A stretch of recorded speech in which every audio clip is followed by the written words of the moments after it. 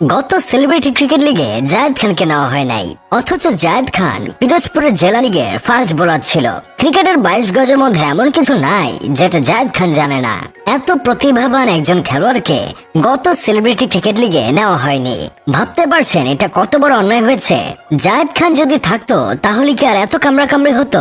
এইবারের আয়োজকদের কাছে অনুরোধ থাকবে 90 দশকের সুপারস্টার ওমর সানিকে সেলিব্রিটি ক্রিকেট লিগে কোচ হিসেবে যেন রাখা হয়।